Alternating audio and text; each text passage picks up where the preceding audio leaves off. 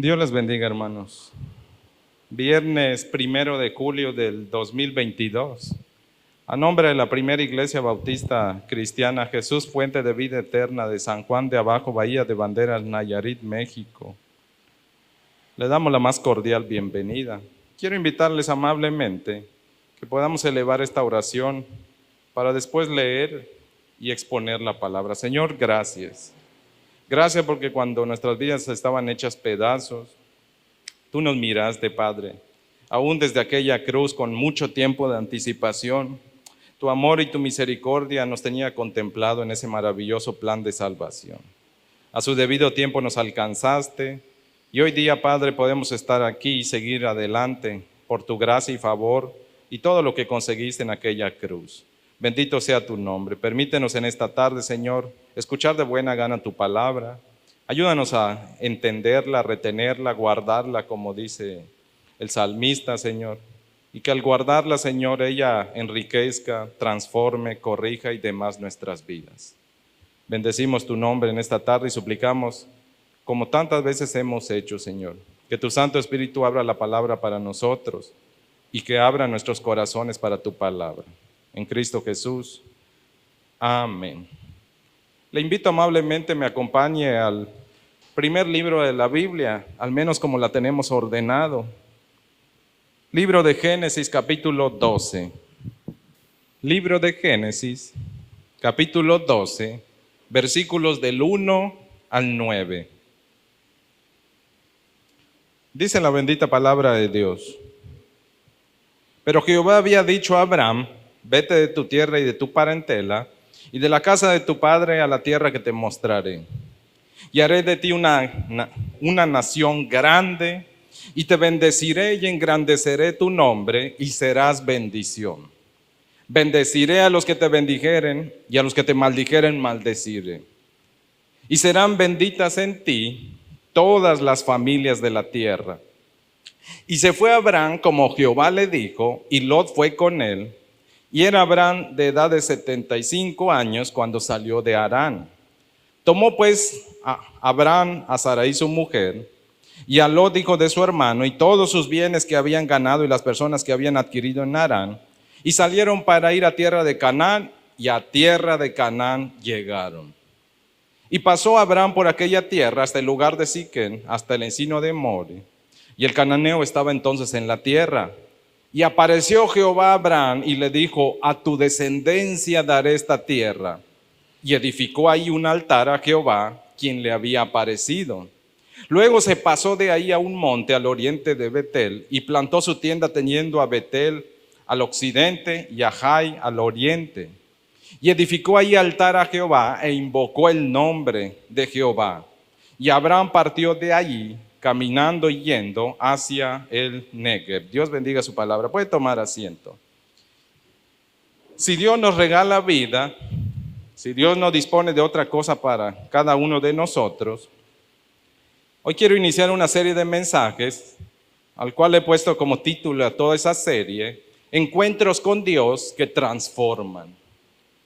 Quiero mostrarle a usted lo que Dios hace para acercarse a una vida y cómo Dios a veces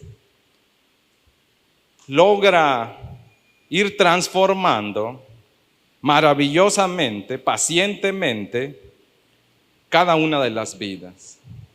A través de la vida de 10 personajes, vamos a examinar 5 en el Antiguo y 5 en el Nuevo Testamento, que nos van a mostrar qué sucede cuando una persona le sale al encuentro Dios en su camino o en su vida.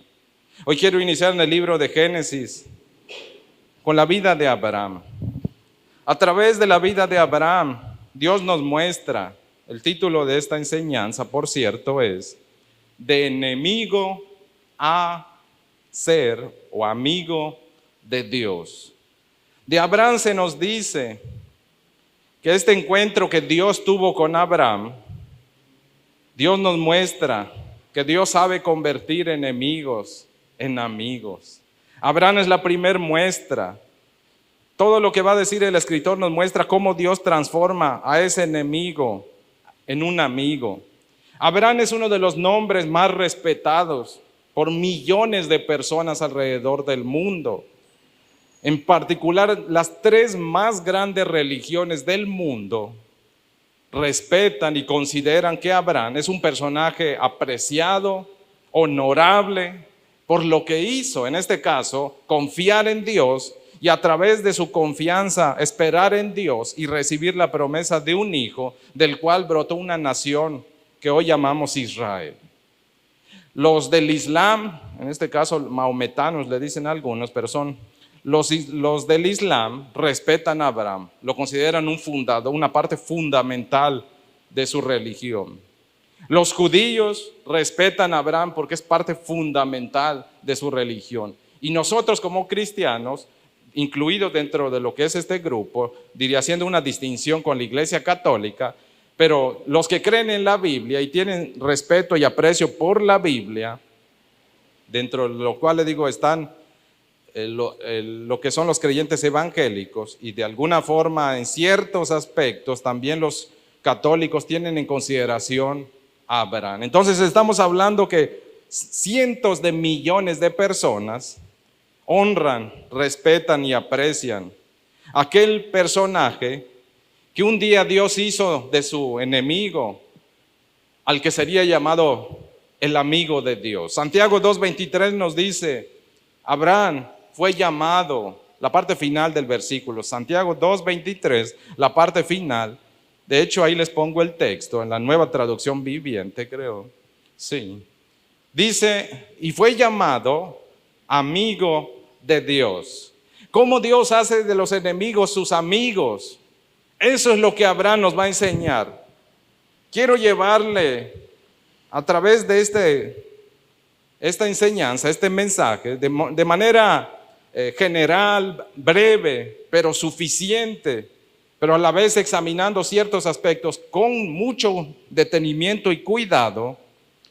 Quiero hablarles de tres acciones a través de las cuales Dios convierte un enemigo en su amigo. En primer lugar, el escritor bíblico nos va a decir, Dios hace de un enemigo su amigo cuando le cambia el rumbo de su vida.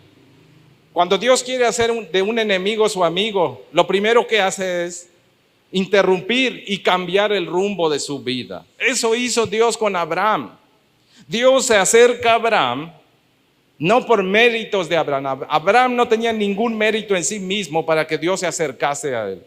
De hecho, cuando Dios se acerca a Abraham, Abraham está sumido junto con toda su familia en la práctica de la idolatría, particularmente en el territorio llamado Ur de los Caldeos, que va a ser la ciudad de la cual se va a desarrollar más adelante, o va a ser una ciudad clave en el desarrollo de Babilonia.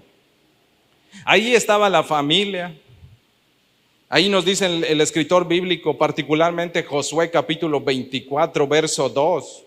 Josué nos da un detalle que Génesis no dice de forma directa, pero Josué sí nos dice que la familia de Abraham servía a otros dioses. Así termina el versículo 2 del capítulo 24 de Josué.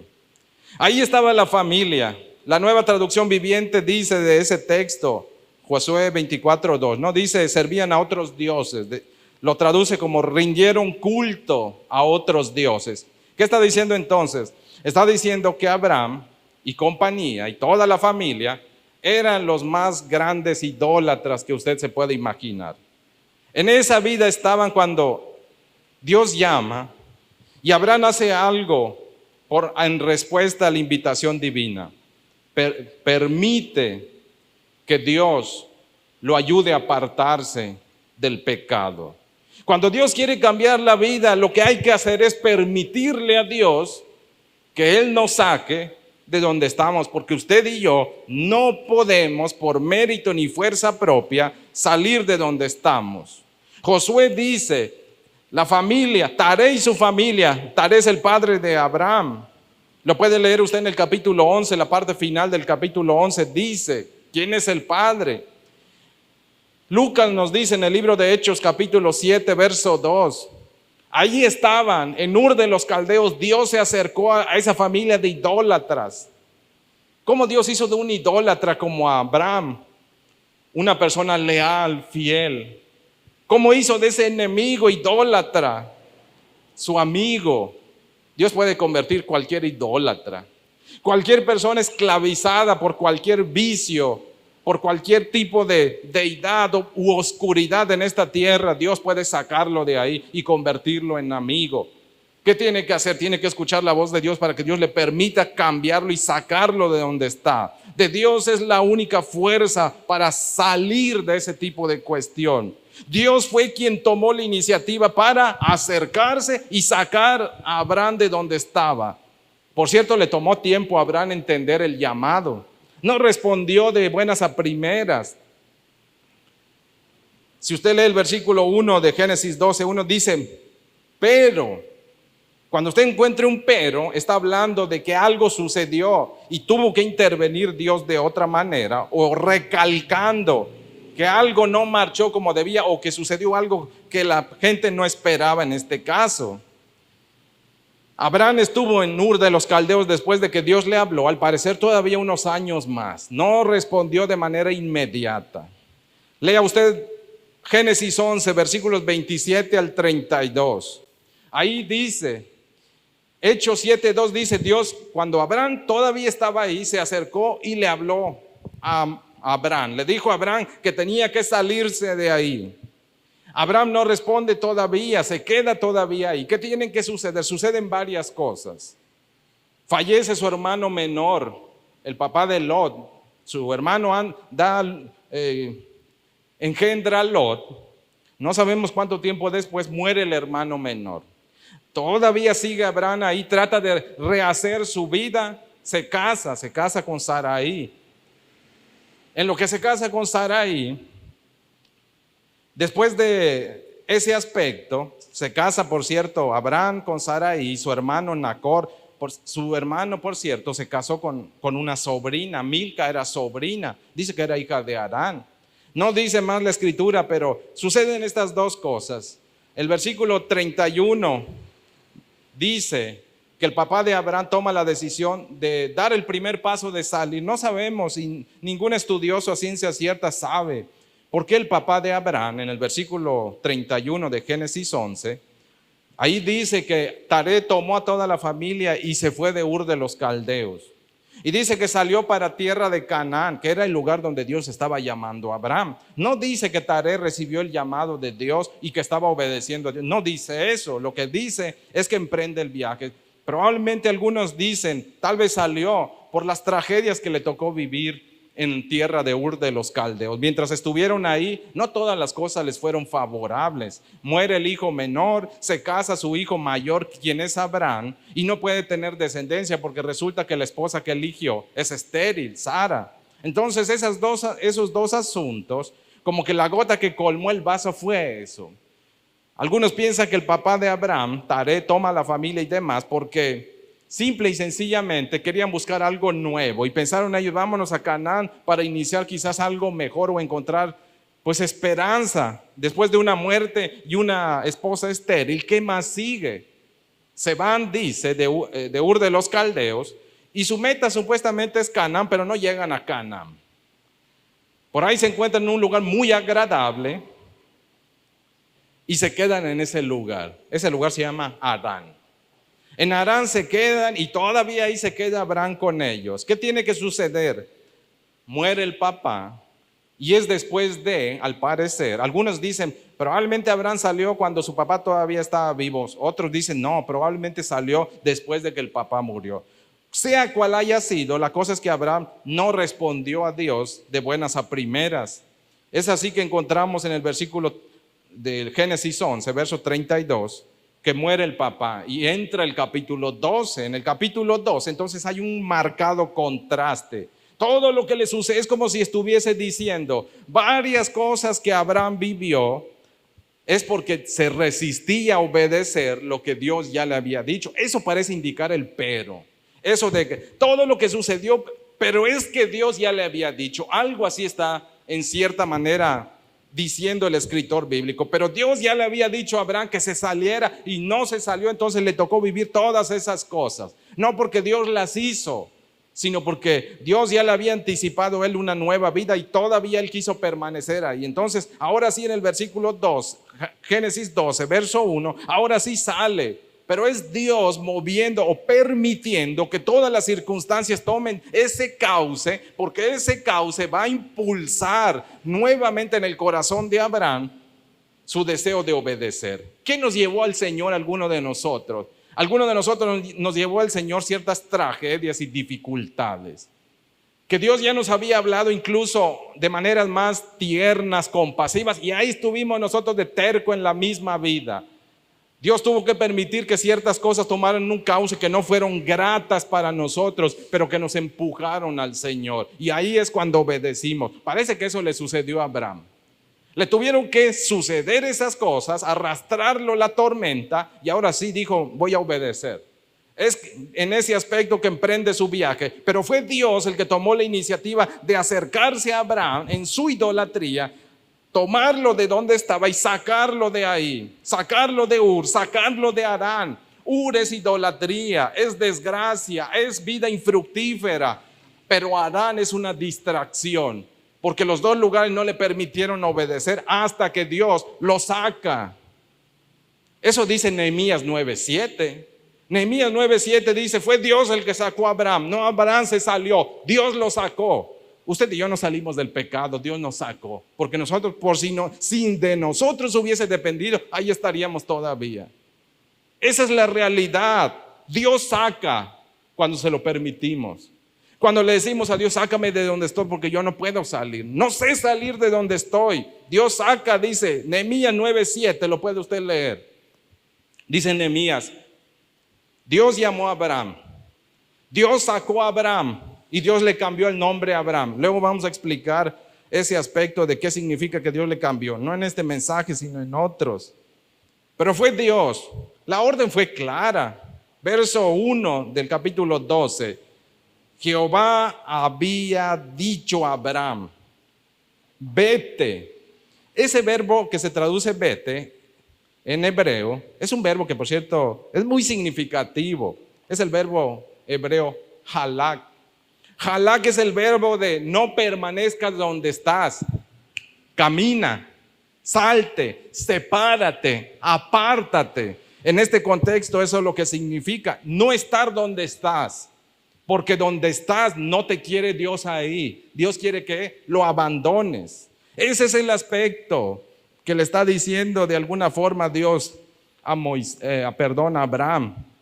¿Qué le está diciendo? Le está diciendo, salte. ¿De dónde se tenía que salir? Y mire cómo le dice Dios. Dios le dice a Abraham, o le dijo a Abraham, salte no de mi tierra, le dijo de tu tierra. Salte de tu parentela, de la casa de tu padre. Es enfático el texto con el pronombre tú. ¿Qué le está diciendo? Es lo que ustedes creen que es verdad, lo que ustedes han creado. En el lugar que están no es de Dios, es de ustedes. Y es un lugar, en primer lugar, la tierra no es un lugar favorable porque es idólatra. Tiene que dejar la idolatría. Tu parentela, ¿qué tiene que ver? Son idólatras. ¿Qué tiene que hacer? No tiene que seguir su ejemplo. No solo es dejar el lugar, es dejar el ejemplo de la familia. Pero ¿qué con la casa de tu padre? Bueno, la casa de tu padre es la falsa seguridad y confianza que tú crees que vas a tener en ella. ¿Qué le está diciendo Dios? Dios le está diciendo, en primer lugar, tienes que dejar todo lo que tiene que ver con la mala práctica que tiene tu tierra. Es más, salte de ahí. No solo tienes que salir de ahí, todos los malos vicios de pecado de tu familia, tienes que dejarlos. No solo eso, tienes que aprender a confiar en Dios y no a confiar en tu familia en ese aspecto. Eso tiene que ver con dependencia. Cortar dependencia hacia el pecado, hacia la familia, porque uno solo va a tener el lugar que Abraham necesita entender: Dios. Eso es lo que le está diciendo Dios. De ahí entonces Abraham entiende y reacciona. ¿Qué es lo que Abraham hace? Miren las dos cosas. Dios te ayuda a salir, pero también Dios te guía. ¿Qué implica que Dios cambie el rumbo de la vida? Implica que dejes que Dios te guíe. Porque Él no solo te saca, te agarra, te pone en otro lugar y te va encaminando. Su mano te dirige. Eso es lo que tiene que suceder con Abraham. Dios le dijo a Abraham, miren la parte final del versículo 1 de Génesis 12. La parte final dice, tienes que ir, te vas a salir tierra, parentela y casa. ¿A dónde vas a ir? Dios es muy enfático y claro. Vas a ir a donde yo me voy a aparecer a ti. Ese verbo que utiliza, que dice mostrar, es el mismo verbo que aparece en el versículo 7, al inicio. El verbo hebreo, ra o ra. Ese verbo que se traduce, dice, te voy a mostrar un lugar. Eso significa que Dios tiene guía. Eso significa que hay que dejarse guiar por Dios. Abraham no sigue como su padre un impulso de su corazón. Abraham sigue un rumbo que Dios le traza, un camino que Dios le muestra, un lugar que Dios le ofrece. Hacia ahí va, donde Dios le indica, es un nuevo rumbo. Eso es lo que Dios está buscando de ese enemigo. ¿Cómo se deja de ser enemigo? Se deja de ser enemigo cuando Dios te toma de la mano, te saca y te va guiando hacia un nuevo rumbo, una nueva vida. Deberíamos responder como respondieron los discípulos. Lucas capítulo 5, verso 11. Después de contemplar y entender el llamado de Dios, deberíamos dejar todo al instante y seguir a nuestro Señor. Dejar que Él guíe el camino. Eso hicieron los discípulos. Pero Abraham no responde de la misma manera. Sin embargo, es el gran hombre de fe. Sea que respondamos lento o que respondamos de forma inmediata, lo importante es dejar que Dios guíe nuestras vidas. Abraham emprende su marcha, entonces se aparta de su tierra, se aparta de Harán, empieza a caminar a donde Dios le muestra. Hebreos 11:8 nos va a decir, el rumbo que Dios le dio a Abraham es un rumbo que demanda dos cosas. Y eso nos lo demanda a nosotros el día de hoy. Separación y sacrificio, dice Carlos Herman en su comentario al Pentateuco. Dios, cuando nos llama a nueva vida, siempre nos dice, hay que dejar, sacrificar y tomar un nuevo rumbo. El rumbo lo establece Dios. Hebreos 11:8 dice, Abraham salió por fe, obedeció por fe, sin saber a dónde iba. No tenemos que saber a dónde vamos del todo. Es más, ¿sabe qué? Y creo que usted ha experimentado eso en el llamado cristiano, que a veces Dios nos llama en amor y misericordia a sus planes y a veces no sabemos. ¿Ustedes creen que yo me imaginé que iba a estar un día en un lugar como este, San Juan de Abajo? Yo nunca me imaginé. Yo recuerdo la primera vez que hice mis maletas cuando Dios me llamó a ir al seminario en primer lugar. Yo no sabía dónde me iban a llevar esos pasos.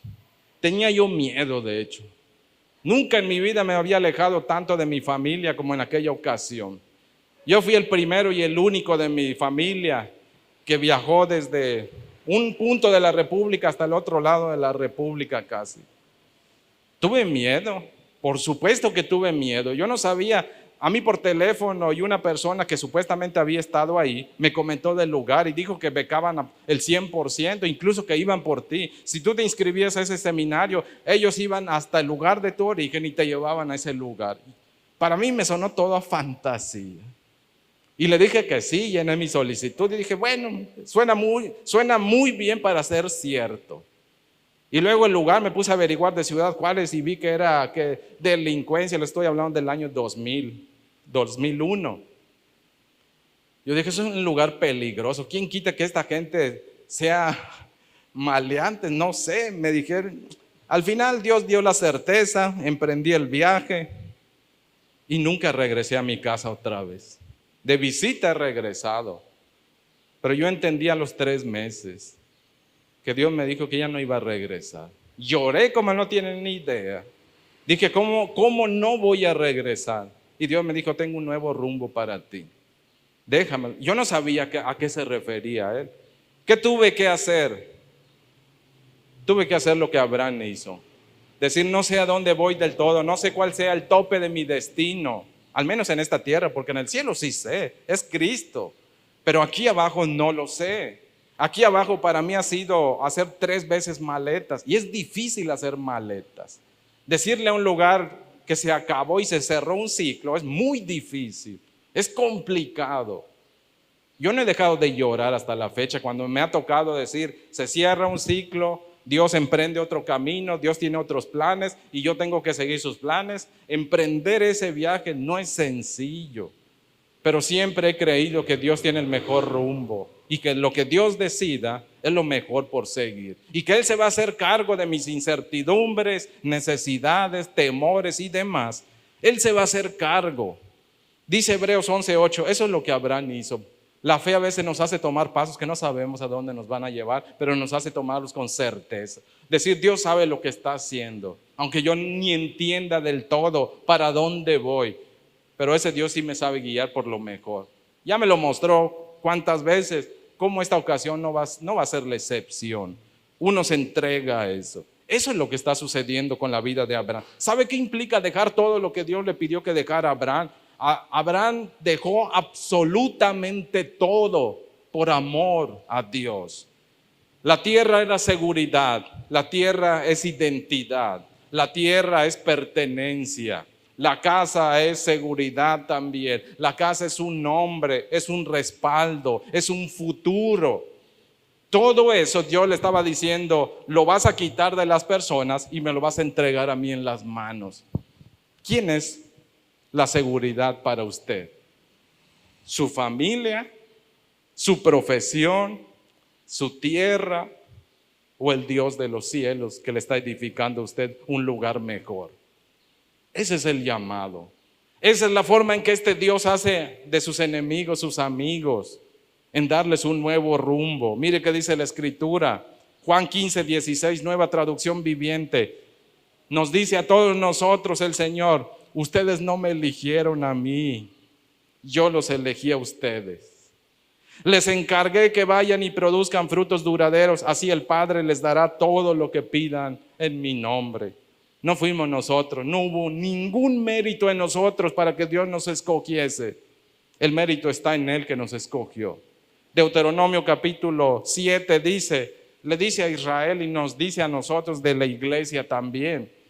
No había nada bueno en ustedes. Es más, ustedes eran lo más insignificante. Pero va a decir Pablo en el libro de los Corintios, pero Dios escoge lo pequeño, lo vil, lo despreciado, lo que no es para deshacer lo que es y hacer algo nuevo. Ese es nuestro Dios.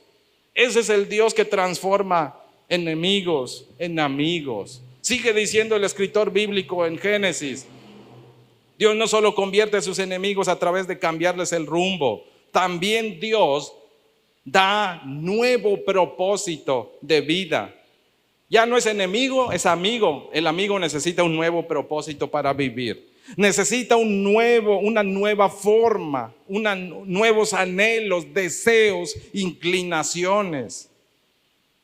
Ese nuevo propósito de vida que Dios nos ofrece incluye honor, favor divino o favores divinos y plenitud de vida. Ese es el propósito que Dios nos está dando. Fíjese en el versículo 2. Este es uno de los compromisos más hermosos que Dios hace con todo aquel que le ama. No le dice, tú vas a ser grande. No le dice, tú te vas a bendecir o vas a hallar bendición. Tampoco le dice, tú te vas a engrandecer. No, la acción recae sobre el que está haciendo la promesa. Dice él, yo voy, de hecho está el pronombre otra vez, enfático. En nuestra traducción no se implementa porque la manera en la que nos quiere transmitir la idea, debemos sobreentender que Dios está enfatizando quién es Él y que Él se compromete a hacer las cosas. Dice, de hecho, correctamente es, yo haré de ti. Es correcto, y haré de ti una nación grande. Qué chistoso diríamos, porque según Génesis 11:30, tiene una mujer estéril. ¿Cómo le puede decir a alguien cuya mujer es estéril, voy a hacer de ti una nación grande, si no puede tener ni siquiera un hijo? Esa es la promesa. La promesa es, haré de ti una nación grande. Por cierto, el sustantivo nación En otros contextos, pero también en este, dicen algunos estudiosos, debe ser entendido no solo como la descendencia de hijos, debe ser entendido también como la tierra que vas a necesitar. Si vas a tener muchos hijos, necesitas tierra, necesitas una casa, por decirlo, necesitas un lugar donde tus hijos crezcan. Sabe que Dios promete eso. Si Dios nos va a dar hijos, nos va a dar el lugar donde los vamos a criar. Es la promesa de Él. Esa palabra contiene esa dicha y bendición. Y no solo eso, ¿qué se necesita para criarlos?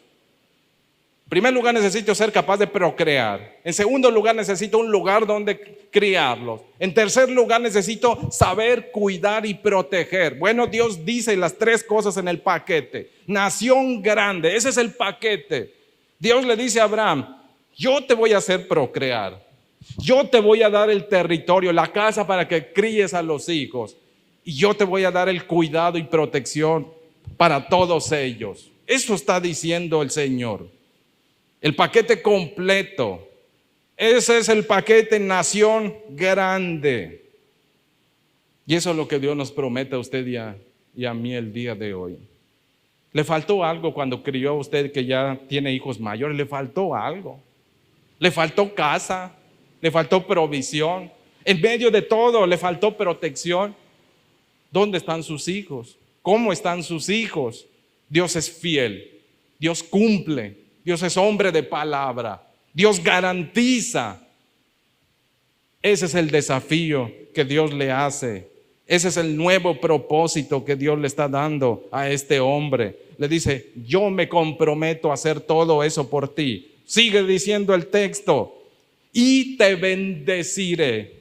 Como si no fuera ya suficiente, todavía le dice, y si necesitas más, tienes un cheque en blanco. Mi poder, mi respaldo, mi favor, mi fortaleza, toda mi riqueza lo pongo a disposición para que tú puedas cumplir lo que yo te estoy pidiendo que hagas. Eso significa te bendeciré. Dios se compromete a ser nuestra fuente de bendición. Eso está diciendo.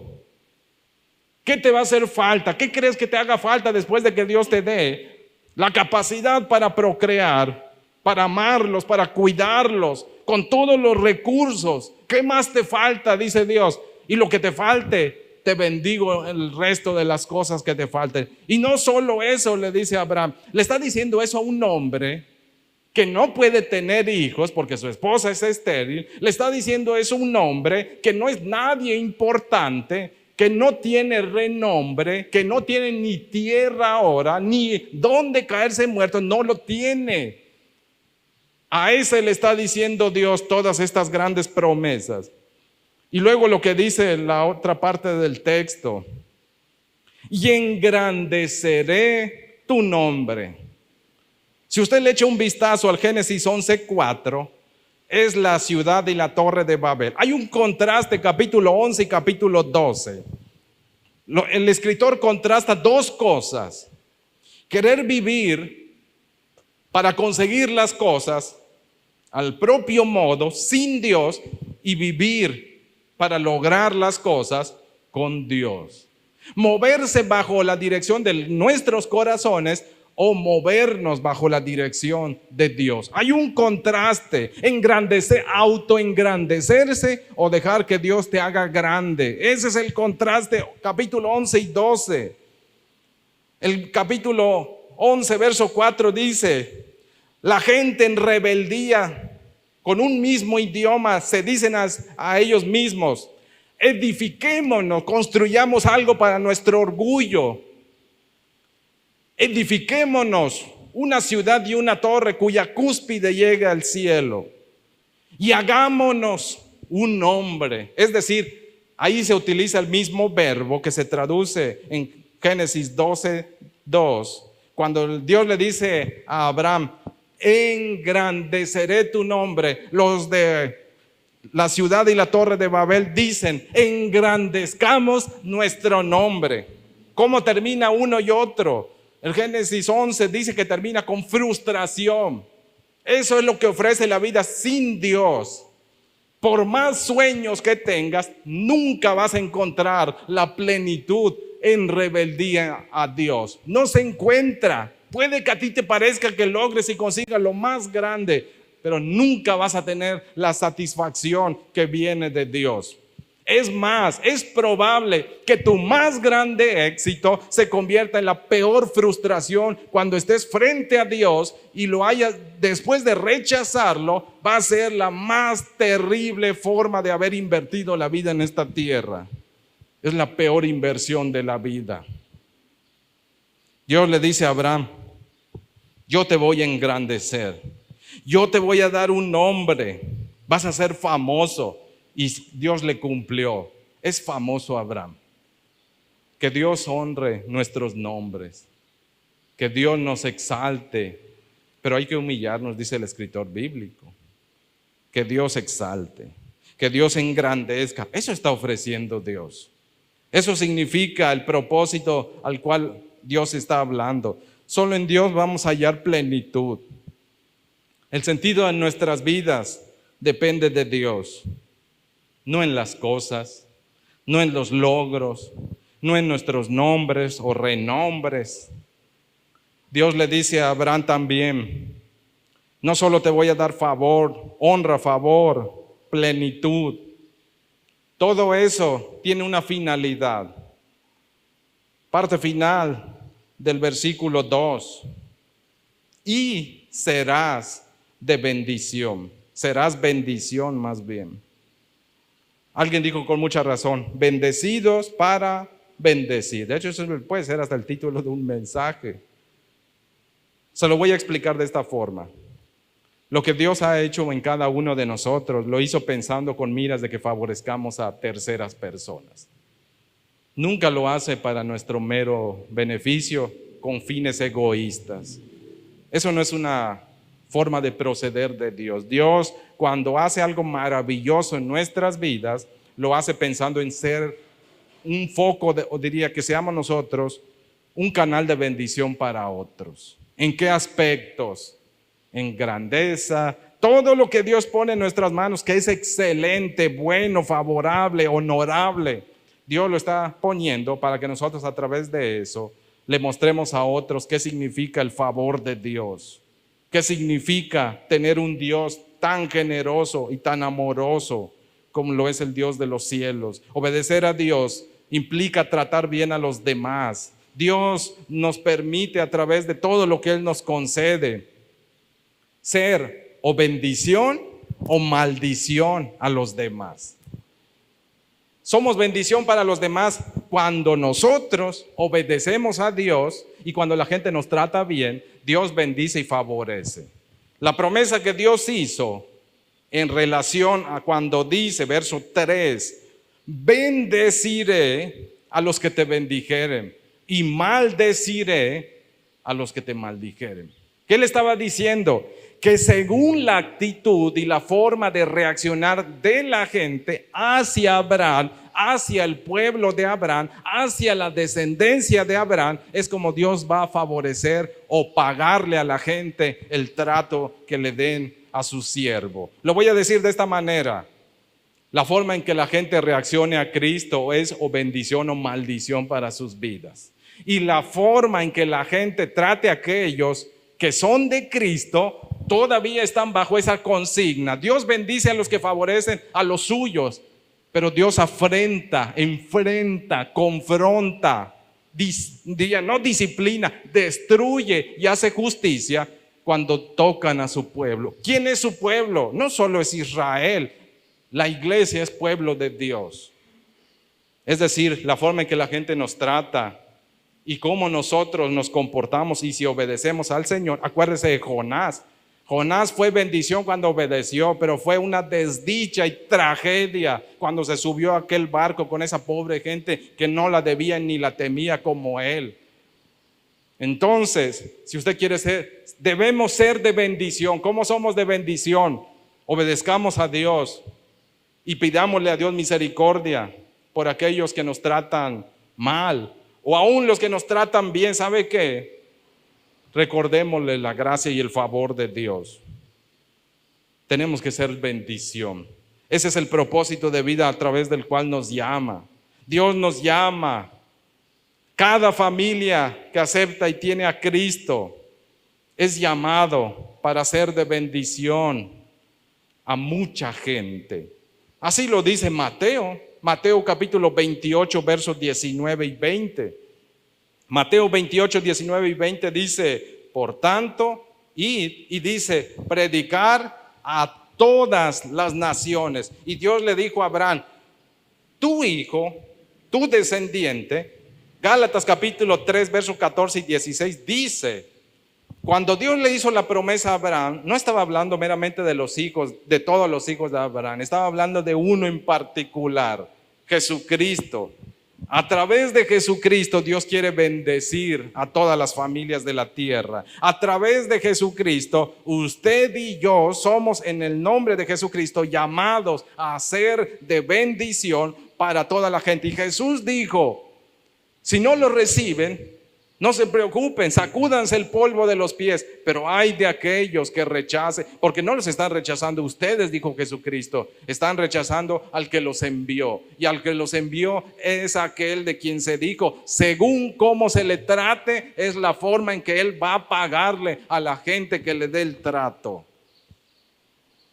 Pero somos llamados a ser fuente, o más bien, depender de la fuente y ser de bendición. Primer libro del apóstol Pedro, primer carta del apóstol Pedro, capítulo 2, verso 9, Dios habla hoy. Pero ustedes son una familia escogida, un sacerdocio al servicio del Rey, una nación santa, un pueblo adquirido por Dios. Y esto es así para que anuncien las obras maravillosas de Dios, el cual los llamó a salir de la oscuridad para entrar en su luz maravillosa. Está parafraseando Pedro lo que dijo Dios en Éxodo, pero también lo que Dios dijo en cierta forma a Abraham. Somos una familia que Dios eligió, que debemos ser santos, debemos servir a Dios a través de un sacerdocio. Y ese aspecto de sacerdocio también lo vamos a explicar en algún momento porque tiene mucho valor para nosotros. Pero dicho a grosso modo, usted y yo fuimos llamados para dar a conocer las maravillas de nuestro Dios. En pocas palabras, ser de bendición para las demás personas. Finalmente, Dios hace de sus enemigos amigos, no solo cuando les cambia el rumbo de la vida, no solo también cuando Dios da un nuevo propósito de vida o da el nuevo propósito. La tercera razón a través de la cual Dios cambia enemigos en amigos tiene que ver con lo siguiente: relacionarse de modo cercano. Dios hace de enemigos amigos cuando Dios se acerca a nosotros. Verso del 7 al 9 dice de la siguiente forma: y apareció Jehová a Abraham y le dijo, a tu descendencia daré esta tierra. Y edificó ahí un altar a Jehová que le había aparecido. Dice el escritor bíblico, si usted lee desde el versículo 4, Abraham sale, así como Dios le dijo, obedece a Dios, emprende su viaje. El primer lugar al que llega se encuentra de repente un árbol gigantesco. Ese es el encinar de More que dice. Y es un árbol que se utiliza para un culto idolátrico. Los cananeos lo utilizan como una paradita para adorar a sus dioses. Entonces ahí donde llega Abraham es un lugar muy agradable, lleno de pasto, dicen algunos estudiosos por lo que se ha estudiado en la región. Dicen que era un lugar muy verde, un árbol muy grande. Sin duda alguna esos árboles eran apreciadas por los viajeros. Entonces era un lugar que se estaba utilizando como un centro de adoración pagana. Ahí es donde llega Abraham. Y cuando llega se da cuenta de un segundo gran desafío que tiene Abraham. El primero fue dejar su tierra, pero el segundo desafío que ve Abraham ahora es que el lugar que Dios lo mandó no está vacío, está ocupado, tiene residentes. Entonces De alguna forma debió haber sido un conflicto para Abraham llegar y ver en el lugar que digo, ¿por qué Dios me trajo a un lugar que ya está ocupado? ¿Por qué Dios me está mandando a un lugar donde no está vacío, sino que hay gente? Verso 6 dice, llega a ese lugar, Siquem se llama el lugar, y cuando llega están los cananeos. Entonces dice en la parte final del versículo 6, y el cananeo estaba entonces en la tierra. Sin duda alguna, Abraham, cuando vio todo eso, habrá pensado, ¿cómo le voy a hacer para ocupar una tierra que ya está ocupada? ¿Qué debo hacer? ¿Cómo le debo hacer? Dios me trajo aquí, pero no es un lugar vacío. Estoy en un lugar que tiene dueño. Entonces, ¿cómo Dios me pudo decir o me pudo mandar a un lugar que no está sin dueño? En eso está cuando en el versículo 7 se cumple lo que dijo Dios en el versículo 1. Te voy a mostrar una tierra. Dios no le mostró la tierra, Dios le mostró su presencia. Lo que usted y yo necesitamos es la presencia de Dios en nuestras vidas. Necesitamos que Dios se acerque y se acerque mucho a nosotros. ¿Qué necesitamos? ¿Qué necesita un enemigo para ser un amigo de Dios?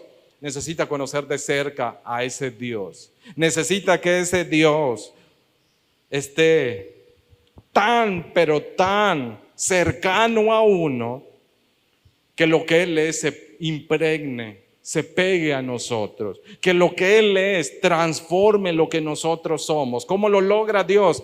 Cuando se acerca frecuentemente a nosotros. En el Antiguo Testamento era un asunto de acercarse. En nuestro caso, dijo Dios a través de Jesucristo que Él mandó en nosotros los que somos cristianos. El Espíritu no se acerca a nosotros, está en nosotros, dice la Escritura, que esa es la mucho más grande diferencia entre el Nuevo Testamento y el Antiguo, en la manera en cómo Dios se va a ir relacionando con los suyos. Dios se acerca al hombre. Abraham llega a Siquem, muy bonito el lugar, muy agradable, pero difícil porque hay huéspedes ya o hay ocupantes. Ahí Dios se le aparece. Dios está cumpliendo lo que dijo. Te voy a mostrar a dónde vas a ir. ¿A dónde lo quiso llevar el Señor? Hacia Él. ¿A dónde nos quiere llevar el Señor? Con todo lo que nos permite, hacia Él. Hacia ahí quiere llevarnos. ¿Cómo aprendemos a ser sus amigos?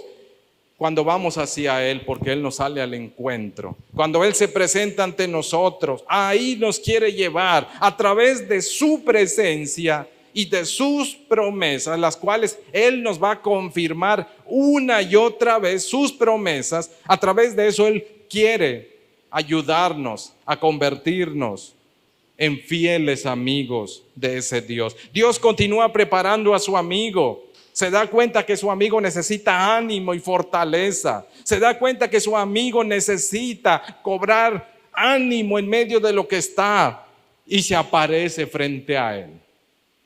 Eso necesitamos. Hay días que no necesitamos que la gente nos diga cosas. Necesitamos que Dios nos salga al encuentro, que Dios se relacione con nosotros, que su amor, su cariño, su fortaleza, sus promesas se conviertan en algo tan real para nosotros, pero que sea el mismo Dios diciéndonos lo que Él nos ha prometido. Dios se acerca a Abraham de esa manera. Abraham entiende que cuando Dios se acercó lo estaba invitando. Versículo 8 dice, verso 7, la parte final. Dios le confirma su promesa. Dice el versículo 7, y edificó allí, ahí donde Dios se le apareció. ¿Qué edificó? Un altar. Dijo, Dios se mostró aquí. Entonces merece Dios que yo recuerde ese encuentro. ¿Sabe que el hecho de que Abraham levantó altares era una forma para Abraham de recordarse dónde se había encontrado con Dios? Cuando Abraham miraba de nuevo, y lo va a decir el capítulo 13 de Génesis, cuando Abraham regresó por esos lugares y volvió a ver los altares, estimuló su corazón para adorar y exaltar el nombre de Dios. ¿Qué significa? ¿Cómo podemos traer ese concepto de los altares que va a ir levantando Abraham a nuestros días de hoy? pudiéramos en cierta forma equipararlo a lo que es el tiempo que pasamos con Dios o que deberíamos estar pasando con Dios, lo que pueden llamarse también tiempos devocionales. Dios quiere encontrarse con nosotros. Dios puede ser hallado, dice la Escritura. Dios se ha mostrado a nuestras vidas. ¿Qué debemos hacer? Debemos hacer lo mismo que Abraham, donde Dios se encontró conmigo. Ahí yo debo levantar un centro o un lugar de adoración. Debo estimular y debo tener un lugar que yo dedique. No estoy hablando del templo, porque este es un lugar dedicado para eso. Pero usted debería tener un lugar en su corazón, en su hogar, donde usted se encuentre con el Dios que se le apareció. Debería tener un lugar al cual usted pueda correr sin necesariamente que implique venir siempre, diría, o venir al templo en ese aspecto. Debería tener un lugar de encuentro con su Dios. Debería tener un lugar que frecuente a su más grande amigo. Ese es el altar. Altares familiares le dicen algunos. Abraham levanta un altar, ¿para qué? Porque Dios se acercó a él y él entendió. Dios me está invitando a que yo pase tiempo con Él. Si Él se acercó a mí, es porque me quiere tener cerca. Y si Él me invitó, yo quiero ir frecuentemente a Él. ¿Cómo lo hago? Levanto un altar, edifico un altar. Verso 8. Luego se pasó de ahí a un monte al oriente, entre lo que Betel significa casa de Dios, entre la casa de Dios y una tierra llamada Jai. En medio de esos dos lugares, entre el este y el oeste, estaba en medio él. En ese lugar no dice que Dios se le apareció, pero él entendió, Dios vino a mí, ahora yo voy a ir donde Dios me marque. Y edificó allí altar a Jehová. Y esa palabra, ese verbo es clave. Invocó el nombre de Jehová. ¿Qué siguen después de que Dios se acerca a nuestras vidas? Lo que sigue después de que Dios se acerca a nuestras vidas es que nosotros nos acerquemos a Él. Dios da el primer paso, Él se acerca. ¿Sabe qué sigue después de que usted y yo tenemos que frecuentarlo? Porque Dios ahí está. Él no se va a ir. El que se va somos nosotros. El que se olvida somos nosotros. Ese Dios ahí permanece, firme, fiel, accesible, disponible a nosotros. ¿Cómo lo frecuentamos? ¿Cómo lo encontramos? ¿Dónde lo encontramos? Lo encontramos en tiempos con Dios. Ahí lo vamos a hallar. Él siempre va a estar para nosotros. Dijo que cada vez que nos acerquemos a Él, nos va a escuchar. Dijo que va a estar ahí. ¿Cómo lo encontramos entonces? Y no es que Él se perdió, es que usted y yo quizá nos perdemos. Lo encontramos en el tiempo con Dios. Erija un altar, construya un altar en su corazón, en su familia, en su hogar e invoque el nombre de Dios. ¿Qué significa invocar? Dios, manifiéstate a nuestras vidas. Padre, tu palabra dice que vengamos delante de ti con gozo, con alegría. Padre, tu palabra dice que de mañana te buscaré. Padre, dice que en la noche voy a meditar y pensar en tus palabras. Padre, tu palabra dice que tú me llamas y me llamas por mi nombre. Aquí estoy. Eso es invocar el nombre del Señor, tomar su palabra y decirle, tú dices esto y yo te pido que tú hagas valer y honrar lo que tú dices. Lo que tú has prometido. Tú dijiste un día que ibas a estar conmigo todos los días hasta el fin de este mundo. Vengo a ti porque creo que esa palabra es realidad, que tú estás conmigo, que tú me escuchas, que tú inclinas tu oído. Aquí estoy.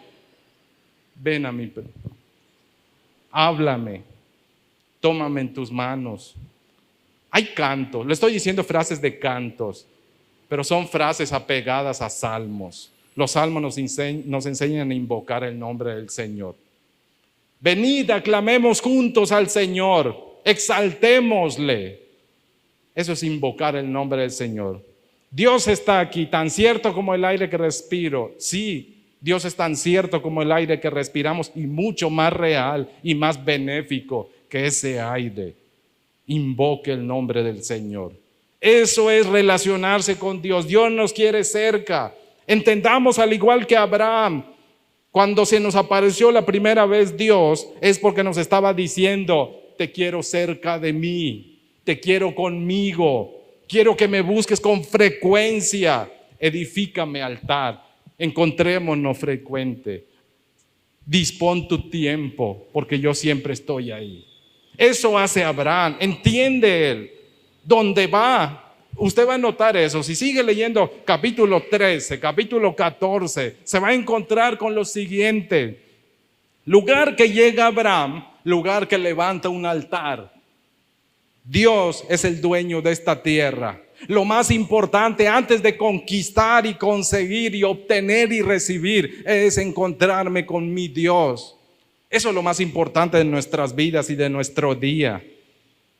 Abrimos el día encontrándonos con Dios. Continuamos nuestro día encontrándonos con Dios. Y debemos cerrar nuestro día encontrándonos con nuestro Dios, invocando su nombre. ¿A través de qué? A través del canto, a través de la meditación de su palabra y a través de la oración. Esas tres cosas juntas permiten invocar el nombre del Señor.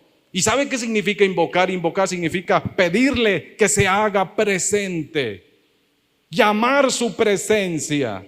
Su presencia está en nosotros, pero cuando Él se manifiesta en un lugar, es esa dulce caricia al alma que quebranta el corazón.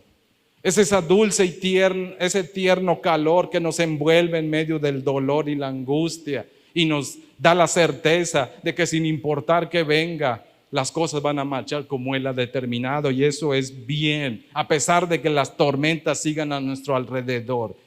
Él es la dulce calma y presencia que nos da seguridad y paso firme, aun cuando toda la marea parece que se nos viene encima. Él es esa dulce calma. Eso se encuentra cuando vamos a Dios, cuando entendemos que Dios quiere que nosotros, como sus amigos, le busquemos de todo nuestro corazón. Eso es lo que dice Jeremías 29:13. Dios dijo: me van a encontrar cuando me busquen de todo corazón. Él quiere ser encontrado. Mire que dice la Escritura, Isaías 55:6, Nueva Versión Internacional: busquen al Señor mientras se deje encontrar, llámenlo mientras esté cercano. Eso es invocar el nombre del Señor. Ven, Señor, sí, ven. ¿Dónde dice eso? Apocalipsis. Oh Señor, ven. Sí, oh Señor, ven. El Espíritu y la esposa te dicen: ven. Eso es invocar el nombre del Señor. Y lo debemos buscar porque aún se deja encontrar, porque quiere ser hallado por los que le aman. En conclusión, hasta el día de hoy Dios sigue saliendo al encuentro de sus enemigos, algunos de los cuales reciben su gracia, favor, mediante la cruz de Cristo para ser transformados en amigos. Dios sigue comprometidos para sacarlos de las tinieblas, guiarlos por el camino de la vida, al igual que permitirles tener comunión cercana con Él. Ese es nuestro Dios, eso es lo que Él pretende. Bien dijo Abraham Lincoln: ¿acaso no destruyo a mis enemigos cuando los hago mis amigos? Ese es nuestro Dios. Dios destruye sus enemigos cuando los convierte en sus amigos. Y la cruz de Cristo es el más grande símbolo donde Dios le dijo a sus enemigos: el que acepte esa paga que Cristo hizo, por más enemigo que sea, Dios lo va a transformar en su amigo, como lo hizo con Abraham. Concluyo con este texto, Juan 15, versos 14 y 15, Nueva Traducción Viviente. Jesús le dijo a sus discípulos y nos dice a cada uno de nosotros el día de hoy: ustedes son mis amigos siempre y cuando, si hacen lo que yo les mando. Ya no los llamo esclavos, porque el amo no confía sus asuntos a los esclavos. Ustedes ahora son mis amigos, porque les he contado todo lo que el Padre me dijo. No hay otra forma de ser amigos de Dios que a través de Jesucristo. Y Dios el día de hoy sigue haciendo de enemigos sus amigos. Cuando Dios se encuentra, lo primero que hizo fue sacarnos de esa gran enemistad y pleito que teníamos contra Él. Dios el día de hoy sigue haciendo eso. Encontrarse con Dios es aprender a ser su amigo y Él va a ser de nosotros sus amigos. Le invito amablemente a ponerse sobre sus pies y piense por un momento cuántos enemigos de Dios conoce todavía. ¿Qué le parece si rogamos a Dios y le decimos: Señor, de la misma manera que tú un día nos reconciliaste y nos hiciste tus amigos, mira a mis padres, a mis hermanos, a mis sobrinos, a mis tíos, a mis abuelos, aquellos que todavía son tus enemigos? Por favor, te ruego y te suplico, como dice tu palabra, que tú no quieres la muerte del impío, que tú quieres que el impío se arrepienta y vuelva de su mal camino, que te siga, te ame y viva. Por favor, hazlo en ellos, Señor. Gracias, Señor, en esta tarde. Tú eres Dios fiel y misericordioso. Dice tu palabra que tú eres un Dios amplio en perdonar, lento para la ira, dice, amplio en perdonar, tierno y compasivo y misericordioso Dios. No nos pagas, dice, conforme a nuestras obras, nos pagas con gracia. Eso significa que nos das lo que no merecemos, pero que sí necesitamos. El amor, el cuidado y la protección que nos has otorgado a los que somos tus amigos ha sido solo posible, Padre, por el sacrificio de nuestro Señor amado Jesucristo. Gracias porque un día cuando te ofendíamos, tu palabra dice que tú muestras tu grande amor, que aún siendo nosotros, Padre, estando muertos en nuestros pecados, en nuestros delitos, tú enviaste a Jesucristo. Aún siendo tus enemigos, un día, Padre, tú viniste a esta tierra a morir por cada uno de nosotros. Qué tan grande amor, tan tierno y compasivo nos has demostrado al convertir nuestras vidas de enemigos a tus amigos. Queremos suplicarte por nuestras familias, quienes aún no te conocen. Aquellos que todavía, oh Dios, están acumulando ira, que viven en tinieblas, que son abiertamente tus enemigos, Padre. Ten piedad de ellos. Te rogamos tu favor, tu gracia. Tu palabra dice, Señor, que tú no deseas la muerte del impío. Tu palabra dice que tú aún no has venido a esta tierra, oh Dios, por segunda ocasión, porque tú no quieres que el pecador perezca, sino que ellos se arrepientan, que escuchen tu palabra, que escuchen tus mensajes de tregua. Tú dices, Señor, en tu palabra que hablas a través de tu pueblo, de toda la gente que te ama, a través de la predicación y compartir tu palabra. Dice como si fuésemos embajadores que ruegan en tu nombre, que se vuelvan a ti las personas, Señor. Que tú tienes misericordia todavía para ellos en este tiempo, que ellos puedan entender, que no desperdicien el llamado y la oportunidad que les ofreces. Padre, así como nos convertiste un día de enemigos a amigos, te suplicamos que hagas lo mismo en nuestras familias. Ponemos en tus manos y rogamos por nuestros tíos, nuestros primos, sobrinos, hermanos, padres, abuelos y demás familia y amigos y conocidos. Ten misericordia de ellos, ten piedad de ellos. Y a nosotros quienes ya te conocemos, Señor, ayúdanos a no bajar la guardia, a cumplir y seguir el propósito que nos has establecido de ser de no solo disfrutar tus bendiciones, sino de ser de bendición para otros.